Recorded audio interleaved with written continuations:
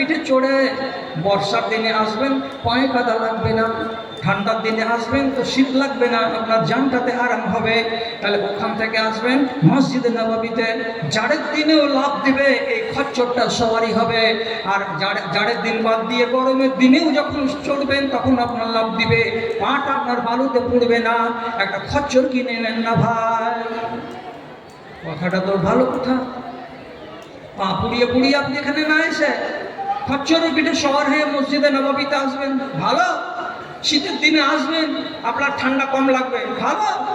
এত ভালো পরামর্শ দিচ্ছেন, আমি আর আপনি হলে তো চট করে বলতাম জি লাব্বাইক, আপনি যেটা পরামর্শ দিলেন কাজ করবো আগামীতে ইনশাল্লাহ।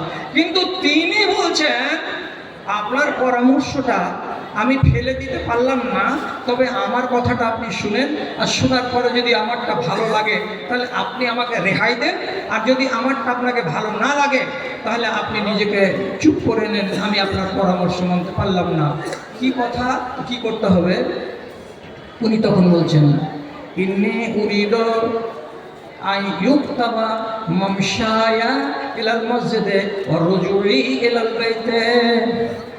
নবীজি বলেছেন হাদিসে, একটা মানুষ যদি ওযু করে মসজিদের দিকে যায়, লিকুল্লি খুতওয়াতিন হাসানাতুন, একটা মানুষ যখন মসজিদের দিকে যাবে প্রত্যেকটা পা জয়বার করে উঠাবে, তয়টা তার জন্য নেকি লেখা হবে, আর তয়টা দরজা তাকে উপর দিকে উঠবার সুযোগ দেওয়া হবে।